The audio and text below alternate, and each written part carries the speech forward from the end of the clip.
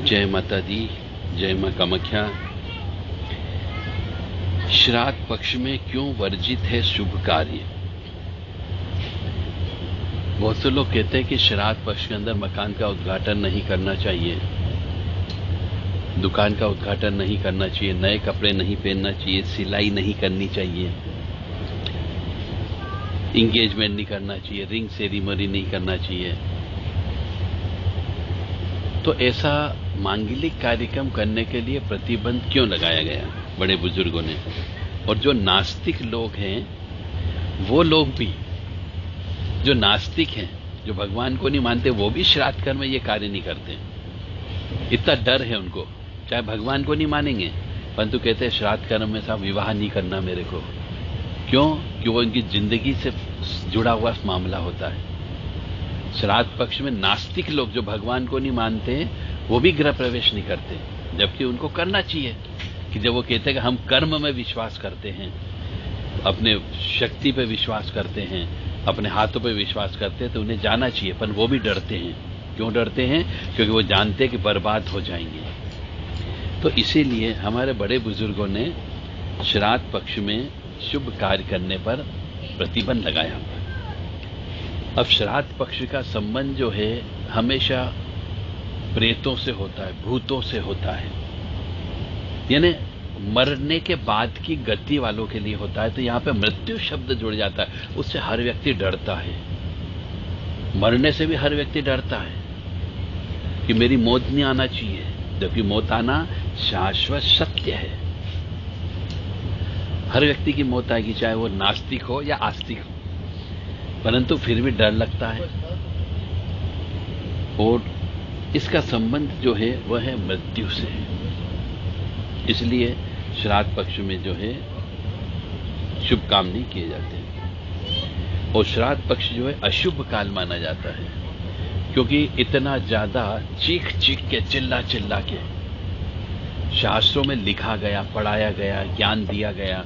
Paper वाले भी छापने लगे हैं आजकल, मैगजीन वाले भी छापने लगे हैं कि श्राद्ध पक्ष के अंदर अशुभ होता है, क्योंकि उस समय पे पितृ आपके घर पे आते हैं, आपके कुल के जो प्रेत हैं, अतृप्त आत्माएं हैं, वो आपके घर पे आकर के आपसे भोजन पानी मांगती है। और यदि उस समय पे आपने कोई शुभ कार्य किया तो वो अमांगलिक हो जाता है, क्योंकि प्रेत आ जाते हैं और प्रेतों को शुभ कार्य में शामिल नहीं किया जाता है। इसलिए किसी स्त्री के शरीर में, यदि पुरुष के शरीर में कोई ऊपरी बाधा है, प्रेत बाधा है, तो उसका विवाह नहीं करना चाहिए जब तक कि उसकी ऊपरी बाधा न निकल जाए, अन्यथा उसका जीवन बर्बाद हो जाता है। पर बहुत से माता पिता अपनी बेटी से छुटकारा पाने के चक्कर में शरीर में उसके ऊपरी बाधा रहते हुए भी, बीमारियां रहते हुए भी उसका विवाह कर देते हैं और बाद में पछताते हैं। तो ये श्राद्ध कर्म का संबंध प्रेतों से है, मृत्यु से है। इसलिए इस समय पे कोई भी शुभ कार्य नहीं किया जाता है। जैसे कि अपने परिजन की मृत्यु के बाद उसका परिवार कुछ दिन के लिए गम जुदा रहता है, कष्ट होता है उसको, क्या रे मेरा बाप चला गया, मेरी माँ चली गई, भाई मर गया, पत्नी मर गई, बच्चा मर गया। हम दुखी रहते हैं, शोकाकुल रहते हैं। और उस समय के लिए जब तक हमारे मन में शोक रहता है, दुख रहता है, हम कोई शुभ कार्य नहीं करते। इसीलिए उसे सूतक पातक बोला गया है। उस समय भी जब सूतक पातक रहते का मतलब ही यही कि हम शोकाकुल हैं, हम में कोई शोक की उत्पत्ति नहीं है, ये कह लीजिए। मतलब हमें अच्छा कार्य करना अच्छा नहीं लगेगा, इसलिए हम जो है 41 दिन तक कोई भी अच्छा कार्य नहीं करते। तो हम शुभ कार्य, नियमित कार्य, मंगलिक कार्य, व्यवसायिक कार्य, इन सबको अपन बंद कर देते हैं किसी के मौत होने पर। यही विचार, यही भाव, यही हमारे कर्म पितृ पक्ष में भी आना चाहिए कि हमारे पितृ हमारे द्वार पर आए हैं, कुछ मांगने के लिए आए हैं, तो उनको वो चीज अपनों को देना चाहिए। यानी उस समय पे व्यवसायिक कार्यों को विराम दे देते हैं। वही भाव पितृपक्ष से भी जुड़ा हुआ है। श्राद्ध पक्ष में पितरों से और पितृ से मनुष्य जुड़ता है। इस अवधि में पितृ और परिवार का आपसिक संबंध होता है। जब प्रेतों के साथ में, पितरों के साथ में संबंध होता है तो फिर शुभ और मांगलिक कार्यक्रम नहीं किए जाते हैं।